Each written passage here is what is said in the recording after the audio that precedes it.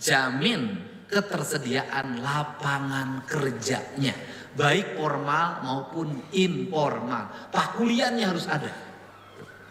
Kemudian yang keempat, jamin keamanannya. Negara sudah menjalankan 4 ini, urusan rezeki orang Jawa Barat jauh lebih pintar. Kenapa? Jangankan di masa merdeka sekarang, di masa kolonial Belanda, di masa Jepang, orang Indonesia itu survive, bisa lewat. Apalagi di masa normal, orang Indonesia itu survive. Udahlah, jangan diajarin ketangguhan dan kekuatan hidupnya menghadapi badai. Udahlah, jagoan orang Indonesia itu.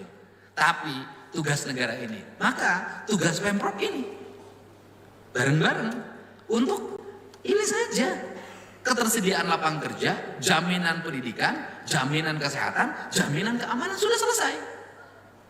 Kenapa jaminan keamanan? Karena habis kuli, uangnya di dompet dicopet. Pulang dari pasar, dipukul oleh geng motor, patah tangannya seperti yang dikasih. Pulang ojek dibacok. Jamin aja negara fokusin aja, patroli segala macam, nggak boleh lagi ada. Nah, ini di luar itu rakyat kita sudah bisa hidup sendiri, sudah. Negara nggak usah ngurusin yang lain. Nah, untuk itu maka hari ini saya mengucapkan terima kasih. Pertama, saya berucap terima kasih pada demo yang terjadi di bulan Agustus tahun 2025. Kenapa berterima kasih? Karena demo itu saya punya ide ini.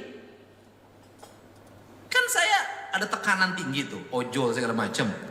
Saya jadi kepikiran, udah kasih, maka lahirlah gagasan tentang 1 juta warga dilindungi dengan jaminan asuransi ketenaga kerjaan. Teken tuh di apa namanya, di trotoar. Ketemunya depan gedung sate. Ada Pak Ketua DPRD waktu nekennya. Jadi nggak usah terlalu formal, udah gitu aja saya. Ini dan nah kemudian ini Pak Ketua ini dari 1 juta ketenaga kerja yang dibayar dengan premi 20 miliar, ya kan?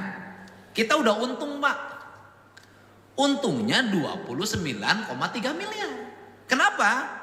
BPJS Ketenagakerjaan sudah membayarkan premi, jaminan preminya kepada penerimaan manfaat sebanyak 1.515, jumlahnya 49,3 miliar. Artinya BPJS Ketenagakerjaan itu nombok. Tapi ya resiko asuransi.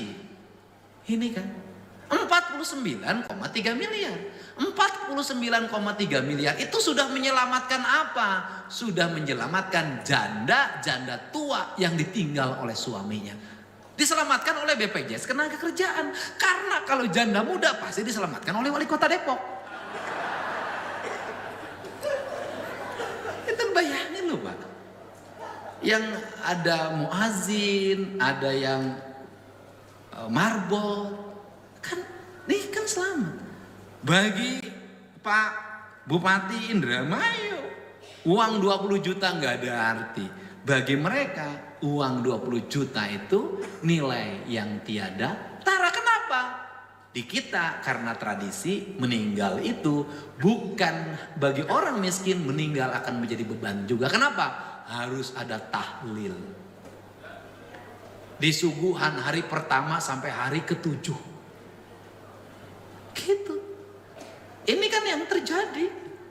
Nah, ini kan keadaan. Nah, untuk itu pada hari ini saya mengucapkan terima kasih pada BPJS Ketenagakerjaan yang telah memberikan manfaat bagi warga Jabar dari premi yang dibayar senilai 20 miliar. Ya, tahun depan Pak Kepala Bapeda taikin jadi 2 juta. Kagok eueuh duit. Nah, nanti kan kalau diikuti oleh bupati wali kota yang surplus, ada yang surplus, Tasik minus Pak. yang dihitung kabupaten. Yang surplus Kabupaten Bekasi, Indramayu, Kabupaten Cianjur, Kabupaten Bandung, ya kan?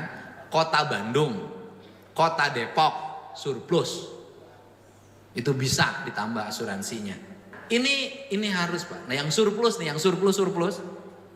Kalau Bupati Bekasi, saking pusing Bupati Bekasi, duit banyak, kebutuhannya hampir nggak ada. Nah, tuh, Wali Kota Bandung, duitnya banyak, kebutuhannya hampir nggak ada. Nah itu harus mulai untuk ini. Purwakarta minus, Cirebon minus. Ya tahu Pak, itu sih beda. Kalau minus tuh cara duduknya juga beda. Kalau yang minus tuh duduknya gini. Kalau yang plus begini. Nah ini harus dilakukan sehingga nanti bisa dijalin komunikasi. Kalau Bapak RT RW minimal harus sudah masuk. RT RW harus sudah masuk. Kemudian kalau kan banyak guru ngaji dimasukin informal. Kemudian saya nitip tukang beca, tukang macul, kuli panggul yang tingkat resikonya tinggi itu harus dimasukkan. Untuk itu saya mengucapkan terima kasih dan saya doakan Bapak di tempat yang baru di Sumatera Utara bisa terus memberikan karya-karya layanan yang terbaik bagi kepentingan masyarakat. Dan saya menyampaikan permohonan maaf, saya gubernur yang jarang kumpul dengan instansi.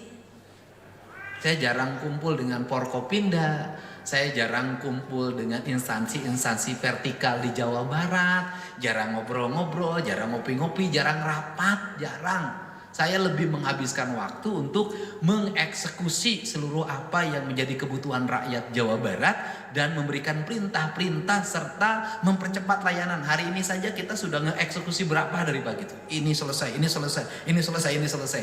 Jadi sejam ini per jamnya udah saya isi dengan kegiatan dan eksekusi. Jadi saya mohon maaf. Dan kalau malam minggu saya tidak bisa diganggu, saya harus keliling Jawa Barat cari istri baru. Enaknya saya bersama ya, yang lain tuh beda. Pak Wali Kota Depok malam minggu boncengan motor kagak bisa. Bupati Cianjur nggak bisa, Wakil Bupati Bekasi nggak bisa, Bupati Cirebon apalagi. Yang bisa itu cuma 2 malam minggu bonceng pacar itu, Bupati Indramayu sama Gubernur Jawa Barat bisa itu.